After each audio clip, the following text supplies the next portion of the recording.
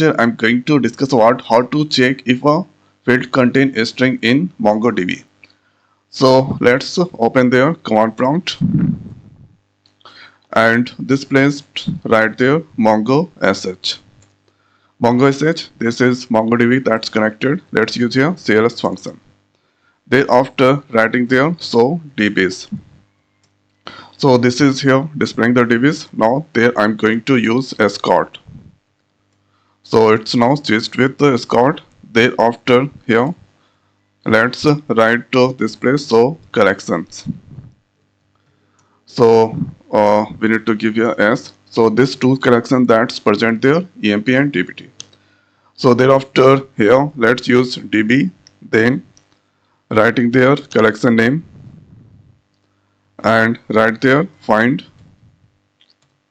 function. Now if you press enter, so this will display here all the records that's present inside emp. Now thereafter going to check field contain a string. So let's use here cls, then writing here db dot and give the collection name emp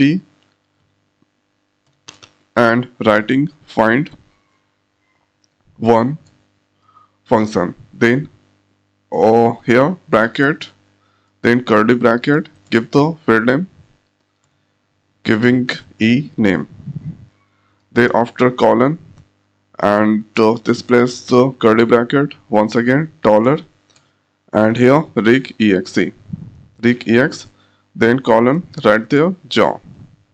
So finding this place John, ename containing John. Now close that and press enter. So here you can see ename that's contain John data that's displaying there. Okay.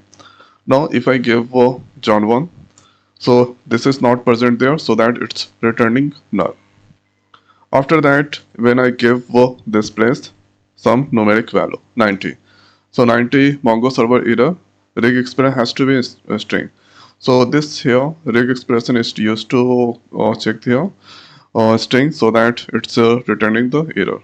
So 90 is numeric, so that it's returning. But when I give here on double quote, so this returning null. So the indication of to check the string and the things that's the values that must be contained inside the double quote. Okay.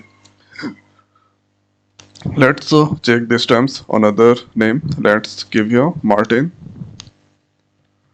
So Martin that's present there. This is emp number and here ename there. Okay. So this is the way we can check here the field that contain a string in MongoDB. So I hope guys this video is helpful for you. So now in this video it's over. So thanks for watching. See you next week. Thank you.